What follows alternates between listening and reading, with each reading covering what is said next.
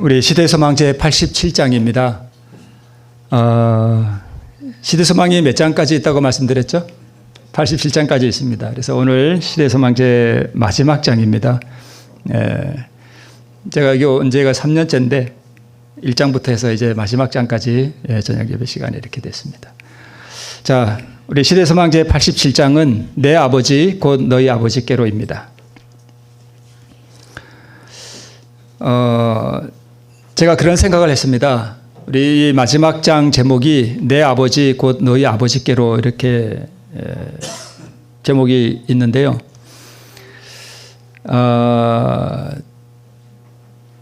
우리 하나님 아버지의 그 전능하심, 그 다음에 하나님 아버지의 그 품성의 아름다우심, 그분의 무한한 사랑, 그 신이 우리의 뭐래요? 아버지래요. 근데 제가 이런 생각을 했습니다. 그 전능하신 하나님, 우리가 상상을 초월하는 이 광대한 우주를 창조하시고 한치의 오차도 없이 우주를 운행하시고 우리를 위해 아들을 내어주신 그 아버지가 어떤 분인지 우리가 온전히 안다면 우리는 아마 까무러칠 거다. 제가 그런 생각을 해봤습니다. 근데 우리가 까무러치지 않는 이유는 저도 그렇고 우리 모두가 그분이 우리 아버지라는 것에 대해서 사실 잘 몰라요. 그게 얼마나 위대하고 복된 것인지 우리가 잘 모르기 때문에 그런 것이라고 생각됩니다. 그런데 아버지 하나님이 우리의 아버지이고 또 예수님은 우리의 뭐래요? 맏 형님이 되신대요. 어떻게 이걸 이해할 수 있을까? 전능하신 하나님이 우리의 맏 형님이 되신다고 하는 이 사실을 우리가 제대로 이해한다면 우리 삶이 얼마나 달라질까 그런 생각을 해보게 됐습니다. 자, 우리 본문의 말씀은 마태복음과 사도행전인데요. 우리 나오죠? 눈으로 한번 같이 읽겠습니다. 예수께서 저희를 데리고 베다니 앞까지 나가사 손을 들어 저희에게 축복하시더니 축복하실 때 저희를 떠나 하늘로 올리우시니 저희가 그에게 경배하고 큰 기쁨으로 예루살렘에 돌아가 늘 성전에 있어 하나님을 찬송하니라. 이 말씀을 마치시고 저희 보는 데서 올리워 가시니 구름이 저를 가리워 보이지 않게 하더라. 올라가실 때 제자들이 자세히 하늘을 쳐다보고 있는데 흰옷 입은 두 사람이 저희 곁에 서서 가로되 갈릴리 사람들아 어찌하여 서서 하늘을 쳐다보느냐. 너희 가운데서 하늘로 올리우신 이 예수는 하늘로 가심을 본 그대로 오시리라 하였느니라. 제자들이 감람원이라 하는 산으로부터 예루살렘에 돌아오니 이 산은 예루살렘에서 가까워 안식일에 가기 알맞은 길이라. 이렇게 기록되어 있습니다. 자, 보이는 이 그림은 우리 그 예루살렘을 항공 위에서 이렇게 찍은 사진인데요. 저기 푸르스름하게 이렇게 그 음영이 이렇게 가리워진 곳이 감람산이고, 제가 그 사진 한번 보여드린 적이 있죠. 저 감람산에서 모리아산 성전산이 보이죠. 거기를 이렇게 보면 황금돔이 이렇게 보이고 하는 그 예루살렘입니다. 우리 예수님께서 이제 마지막 승천하시기 위해서 택한 장소는 저기 모리아산이 어떤 곳인가 하면은 그 아브라함이 이삭을 제물로 드리려고 했던 그곳이 바로 저기 모리아산이죠. 거기에 성전이 섰고, 그 다음에 저기 빨간 원이 있는데 저기가 시온산이에요. 빨간 원이 있는 데가 산도 아니고 그냥 조그만 이래 언덕이에요. 그리고 감람산이 보이고, 그 다음에 예수님께서 승천하신 곳은 어디쯤으로 이렇게 이해가 되는가 하면 저 위에 파란 원이 있죠. 저기 어디쯤에서 예수님께서 승천하시지 않았나 이렇게 생각이 됩니다. 자, 그런데 예루살렘이 세 번 그 옛날 바벨론에 의해서 이렇게 무너졌는데 여호야김 왕 시대에 605년에 한번 포위되고 이때 다니엘이 포로되어 갔고요. 두 번째는 598년에 여호야긴 왕 때 에스겔이 이때 포로되어 갔고, 마지막 586년에는 3차 포위였죠. 예루살렘이 완전히 무너집니다. 시드기야 왕 때. 네. 근데 이 예루살렘 솔로몬 성전이 바벨론에 의해서 무너질 때 여기 보면 2차 포위 때 에스겔이 포로되어 가잖아요. 다니엘은 예루살렘이 멸망하는 그 운명 가운데서도 하나님께서 느부갓네살과 그 바벨론 왕궁에 있는 사람들을 구원하기 위해서 다니엘을 바벨론 왕궁의 전도사로 보내요. 그 다음에 에스겔은 바벨론에 포로되어 간 이스라엘 백성들에게 하나님 말씀을 전하기 위해서 전파된 그 보냄을 받은 선지자입니다. 여기 나오지는 않지만 그 예레미야는 포로되어 가지 않고 유다 땅에 남아있는 백성들에게 말씀을 전하기 위해서 파송된 선지자가 예레미야였습니다. 자, 그런데 여기 이 에스겔서에 보면 이런 말씀이 있어요. 에스겔 10장에 보면, 그리고 11장에 보면 이 하나님의 영광이 성전에서 이렇게 떠올라서 성전을 떠나서 예루살렘 동편에, 즉 감람산, 아까 제가 감람산을 이렇게 보여드렸잖아요. 거기에 하나님의 영광이 이렇게 머물렀다가 떠나는 장면이 에스겔서에 기록되어 있습니다.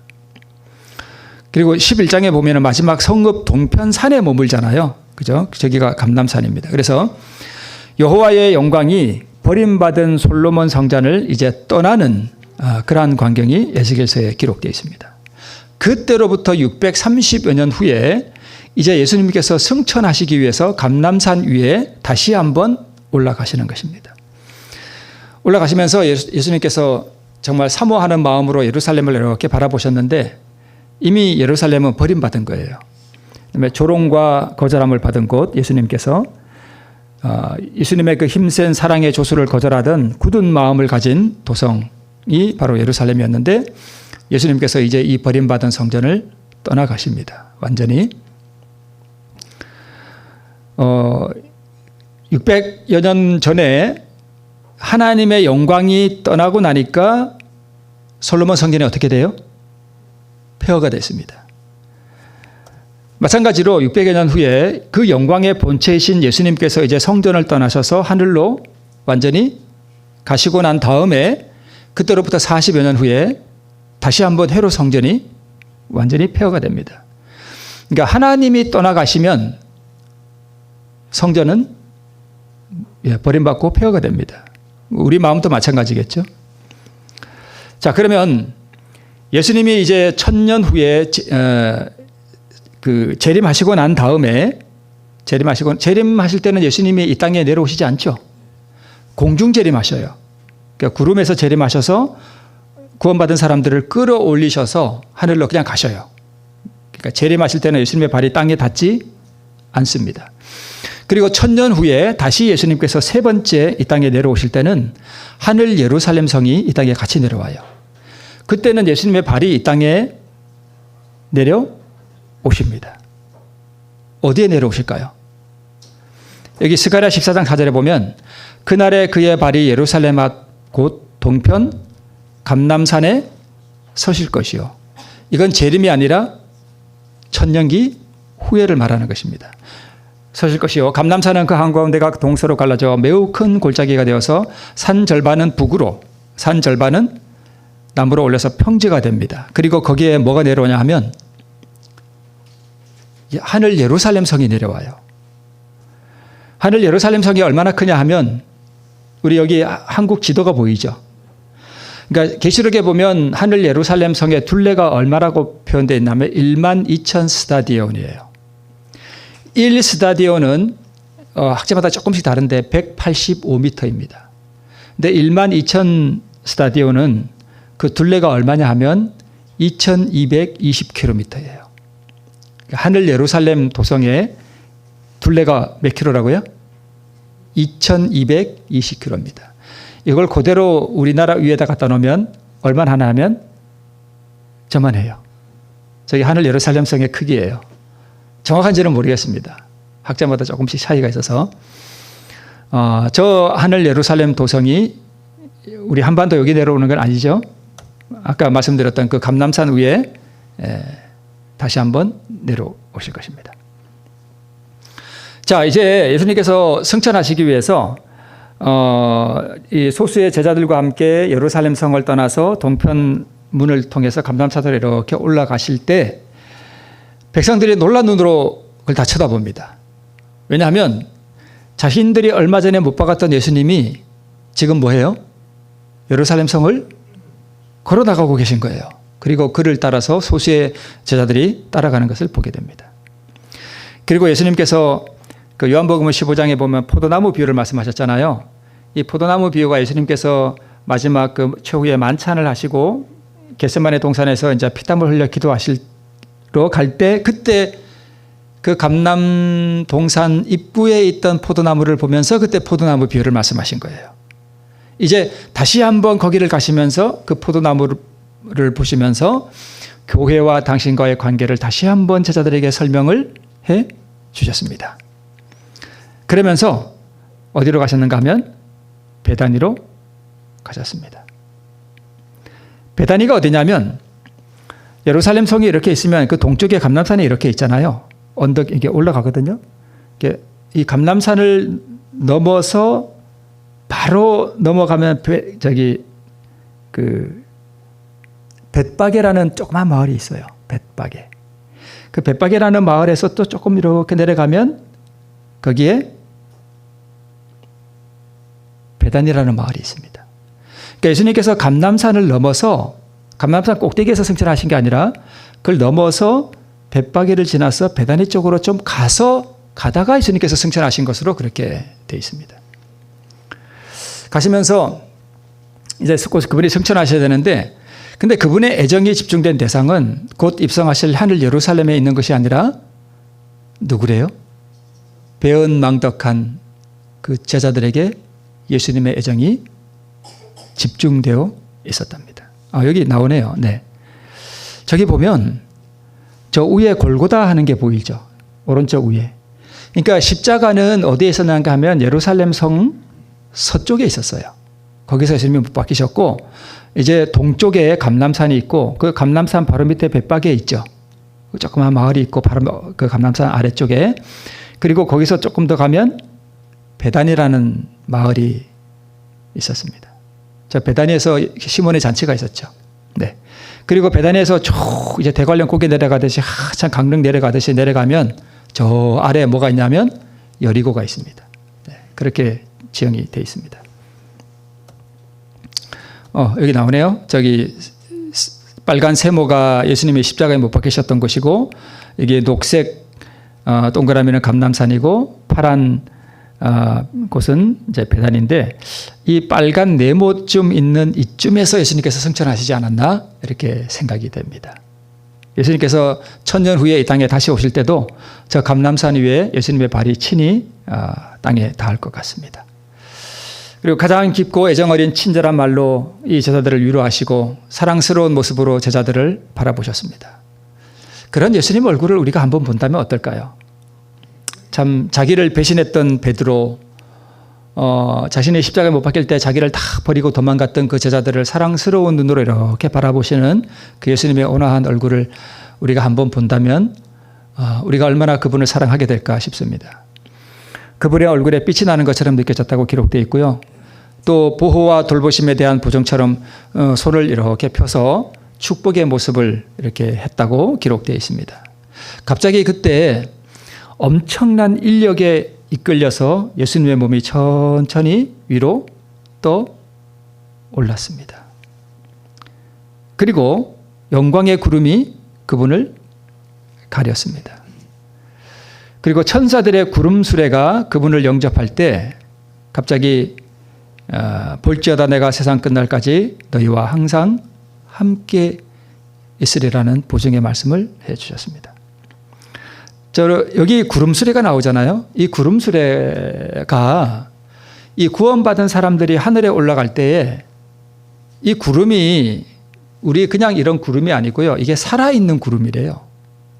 살아있는 구름이고, 그 다음에 이 구름을 타고 우리가 이제 천국에 올라갈 때 이 구름의 양쪽에 뭐가 있다고 기록되어 있냐면 바퀴가 있다고 했습니다. 근데 그 바퀴가 그냥 바퀴가 아니고 살아있는 바퀴예요. 생명이 있는 바퀴. 근데 이 바퀴가 이렇게 굴러갈 때마다 뭐라고 외친대요? 거룩하다, 거룩하다, 거룩하다 외친답니다. 그 타고 올라갈 때 우리가 얼마나 기쁘고 참 좋을까 싶습니다. 자, 그리고 이제 예수님께서 하늘에 가셨는데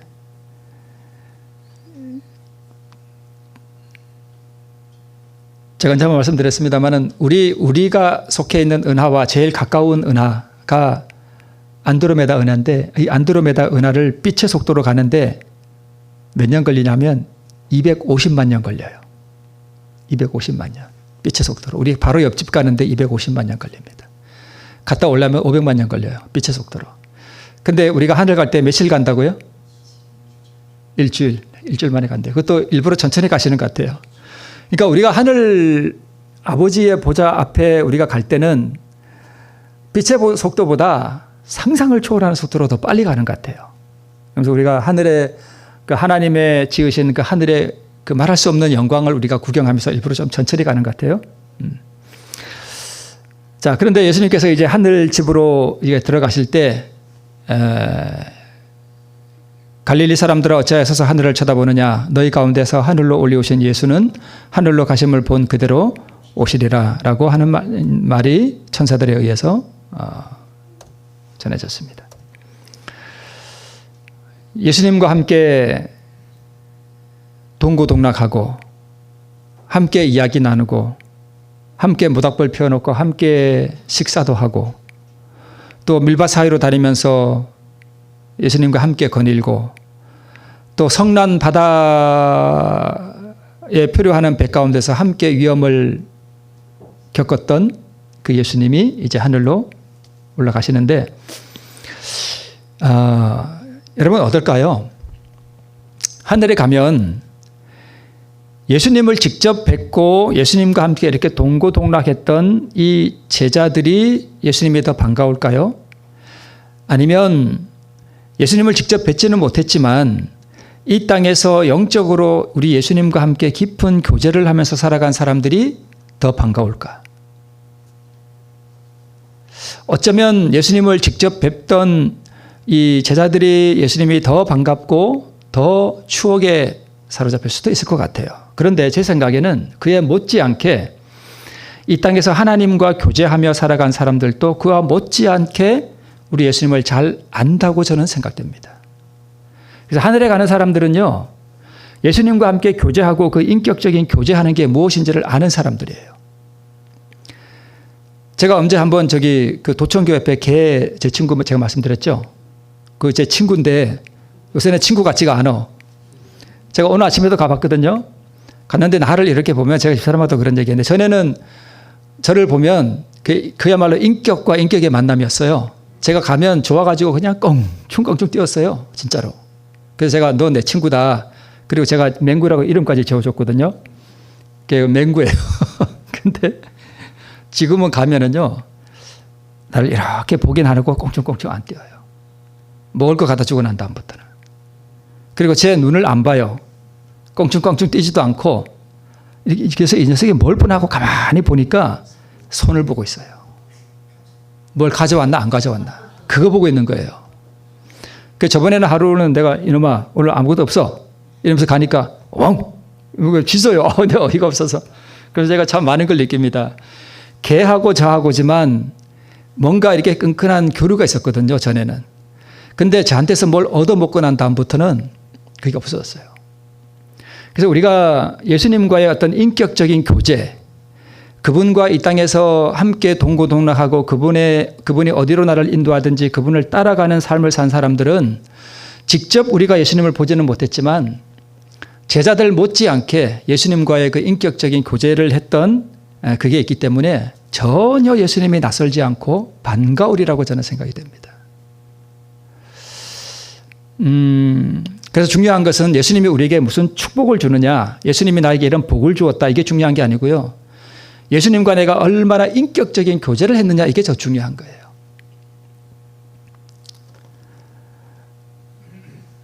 그래서 제자들만이 아니라 우리도 제자들만큼이나 예수님이 반갑고 좋으리라고 생각됩니다.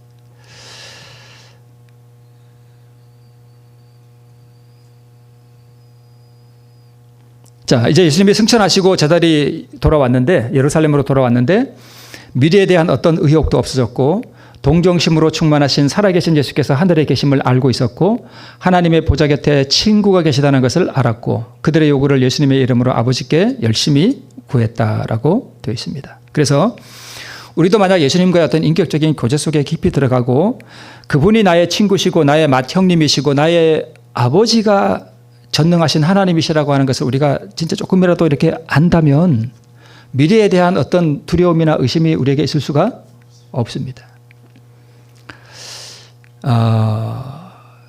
나를 그렇게 동정하신 살아계신 예수님께서 지금 나를 바라보고 계신다라고 하는 거. 그래서 어떤 분은 이런 말씀을 하셔요. 예수님이, 그 전능하신 하나님이 지금도 나를 눈동자처럼 이렇게 살펴보시고 나의 모든 걸음들과 나의 모든 마음들을 살펴보시고 항상 나를 바라보신다고 하는 것을 깊이 인식하고 확실한 믿음 가운데 있으면 한밤중에 비 내리는 한밤중에 공동묘지를 지나가도 두렵지 않습니다. 물론 조금은 두렵겠죠. 두려울 수도 있겠다고 생각이 돼요. 그래서 이렇게 어려운 상황이나 또는 공포스러운 어떤 상황에서 어쩔 줄을 몰라 한다는 것은 다른 표현으로 하면 예수님이 지금 나와 함께 계신다고 하는 그 사실을 잘 모르기 때문에 그래요. 그래서 저희 동생이 참 겁이 많았거든요. 여동생이 있는데 이 여동생이 옛날에 저희 집이 약간 이렇게 산 아래에 있었어요. 이렇게 빨래를 처마 밑에 이렇게 널어놨는데 거기 밤에 양말이 이렇게 하나 걸려 있다가 얘가 문을 이렇게 열었는데 바람이 들어서 이게 좀 흔들렸나 봐요. 소리를 냈다 질러가지고 무섭다고. 그렇게 겁이 많았는데 우리가 하나님이 정말 나와 함께 계신다. 하나님이 정말 나를 이렇게 눈동자처럼 지키신다 하는 그 확실한 믿음 가운데 가면 우리가 두려움을 이길 수 있습니다. 마찬가지로 우리의 삶에 대한 두려움 이런 것들 다 이길 수가 있겠죠. 자, 그다음에 구주를 영접하기 위해서 하늘에 분주한 그러한 모습이 또 거기 기록되어 있는데요.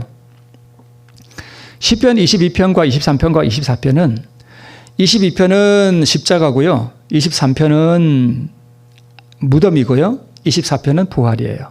우리가 잘 아는 것처럼 그래서 시편 22편은 요일로 말하면 금요일, 23편은 안식일, 24편은 일요일입니다. 자, 22편은 성령께서 다윗의 입을 빌어서 예수님이 그 고난 당하시는 것을 기록하고 있어요. 그래서 개들이 나를 에워쌌고 그들이 내 수족을 찔렀고 내 겉옷을 나누며 속옷을 제비 뽑나이다라고 기록하고 있죠. 23편은 내가 사망의 음침한 골짜기로 다닐지라도 해를 두려워하지 않을 것은, 그러니까 사망의 음침한 골짜기로 다닐지라도 예수님이 나와 함께 거하신다는 확실한 믿음 위에 거하면 두렵지 않습니다. 주께서 나와 함께 하심이라.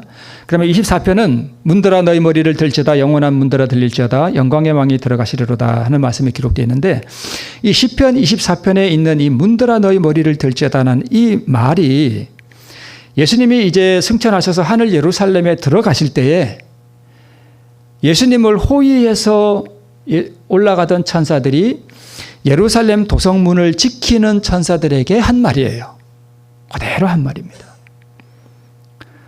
그 다음에 다윗이 법궤를 예루살렘 성으로 올려올 때에도 똑같이 제사장들이 불렀던 노래예요. 그래서 문들아 너희 머리를 들지어다 영원한 문들아 들릴지어다 영광의 왕이 들어가시리로다. 그러자 하늘 예루살렘에 파수하는 천사들이 외쳐요. 영광의 왕이 누구시뇨? 몰라서 묻는 게 아니죠. 네, 강하고 능한 여호와시오 전쟁에 능한 여호와시로다. 문들아 너희 머리를 들지어다 영원한 문들아 들릴지어다 영광의 왕이 들어가시리로다. 영광의 왕이 니시뇨 만군의 여호와께서 곧 영광의 왕이시로다. 구원받은 사람들은 우리 천사들과 함께 다시 한번 이 하늘 도성문으로 통과해서 들어갑니다. 그때 구원받은 사람들이 외치는 음성이 뭐냐 하면 오 예루살렘아 우리 발이 내 성문 안에 섰도다 라는 외침이에요. 그 말할 수 없는 영광이 이글거리는 예루살렘 성. 저는 가끔 이게 주천강변을 이렇게 산책할 때 이 주천강은 이렇게 더러운데 그나마 그래도 깨끗한 편이죠. 이렇게 더러운데 하늘의 그 수정같이 맑은 생명수 강은 도대체 얼마나 맑을까? 그리고 그 폭은 얼마나 될까? 그런 생각을 이렇게 해봐요. 그 양쪽에 생명나무가 있잖아요. 양쪽에 생명나무가 있는데 이 나무가 공중에서 서로 붙어 있다 그랬습니다. 그죠? 그 정금으로 깔린 그 예루살렘 성문을 통과해서 우리가 진주문을 통과해서 하늘 예루살렘 성 안으로 들어갈 때에 영원한 이 생명이 우리에게 보장되었고 또 이제 더 이상 마귀에게 고통받을 일도 없고 더 이상 슬플 일도 없고 죽음도 없고 아픔도 없는 그 영원한 미래가 펼쳐진 것을 알 때 얼마나 행복하고 그 기쁨이 얼마나 클까 생각을 해봅니다.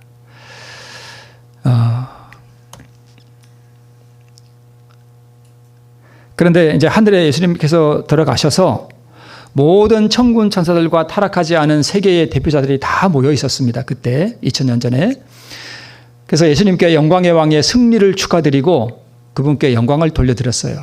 그런데 예수님께서 이 모든 세계의 대표자들이 돌려드리는 그 영광을 그분이 받으셨다고 기록되어 있지 않습니다. 거절하셨대요. 거절하시고 아버지 앞에 자기의 상처난 손과 발과 옆구리를 다 보이셨습니다. 그러니까 예수님은 그 품성이 자기가 영광을 얻고 싶은 마음이 전혀 없으세요. 그 영광을 얻고 싶은 마음이 없으세요. 근데 예수님이 왜 자기에게 영광을 돌리라 그럴까요?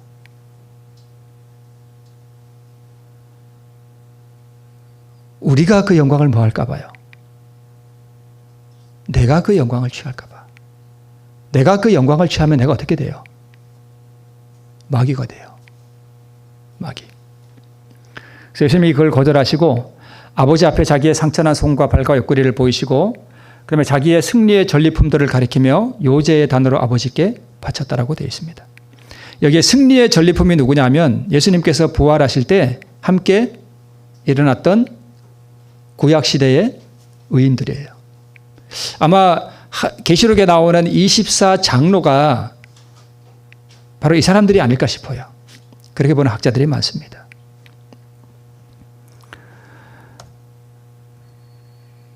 예수께서 아버지에게 이렇게 말씀하셨습니다. 아버지여 다 이루었나이다. 오 나의 하나님이시여 내가 당신의 뜻을 이루었나이다. 나는 구속사업을 완성시켰나이다. 만일 당신의 공의가 충족되었다면 내게 주신 자도 나 있는 곳에 나와 함께 있게 하옵소서.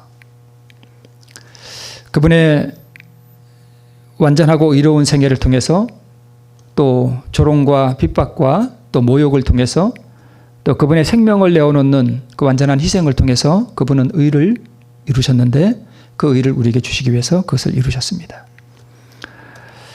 그러자 아버지 하나님께서 예수님께 이렇게 말씀하셨습니다. 공의가 충족되었느라 하나님의 모든 천사가 저에게 경배할지어다 라고 말씀하셨습니다. 구원 얻을 죄인의 형벌이 치루어졌고 죄인에게 줄 의가 완성되었고 충분하다는 말씀이었습니다. 사단이 정복되었고 사랑이 승리했고 죄인들이 의롭게 되었습니다. 네, 큰 승리와 기쁨의 함성과 찬양이 그때 하늘에 가득 찼었습니다. 이제 그 천군 천사들과 또 아버지 하나님과 또 예수님과 성령 하나님과 하늘의 모든 거민들이 그 도성의 거민들이 이제 우리를 의인들이 구원받는 이 땅으로 장차 곧 재림하시겠죠. 그때 살아서 구원받은 사람들과 또 부활한 큰 이 무리들이 큰 승리와 기쁨의 함성과 찬양을 그분께 돌려드릴 때에 우리 구원받은 사람들이 거기에 함께 참여하게 될 것입니다. 우리 그 시대소망 제 마지막 87장은 예수님의 그 승천에 대해서 이렇게 다루고 있는데요. 사실 예수님과 함께 그 영원한 본향에 승천해야 할 우리가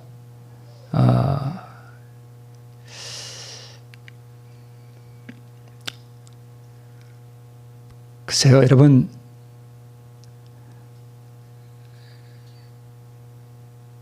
그게 가질 수 있을까요?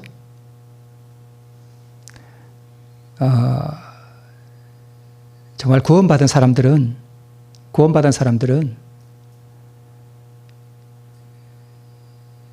목사가 구원의 확신을 가지라고 해서가 아니라 자기 본인 스스로 자기 안에 의의가 거하고 자기 안에 예수님이 거한다는 사실을 압니다. 알게 돼 있어요. 그리고 자기가 지금 예수님과 함께 동행한다라고 하는 사실도 본인이 압니다. 그러나 그것을 자랑하거나 그러지는 않습니다. 그러나 자기 안에 의의가 있다고 하는 사실을 암과 동시에 뭘 또 알게 되는가 하면 자기가 이렇게 구원을 얻게 된 것이 바로 하나님께서 그 아들을 통하여 우리에게 베푸신 하나님의 은혜라고 하는 사실을 알게 되고 또 더불어서 자기가 하나님 앞에 큰 죄인이라고 하는 사실을 더 깊이 알게 됩니다. 그래서 나 같은 죄인을 구원하신 우리 예수 그리스도의 은혜와 그분의 자비하심과 아버지 하나님의 은총에 대해서 더 기쁨과 감사를 표현하게 되어 있습니다. 그게 구원받은 사람들입니다. 오늘 이러한 삶들을 통해서 우리가 다시 한번 우리 하늘에 대한 구원에 대한 각 나름의 확신을 새롭게 하시고 우리 예수님과 함께 저 영원한 본향에 이르게 되는 우리 모든 성도님 되시길 바라면서 말씀을 마치겠습니다. 네. 우리 마치는 찬미는 우리 197장 오 주여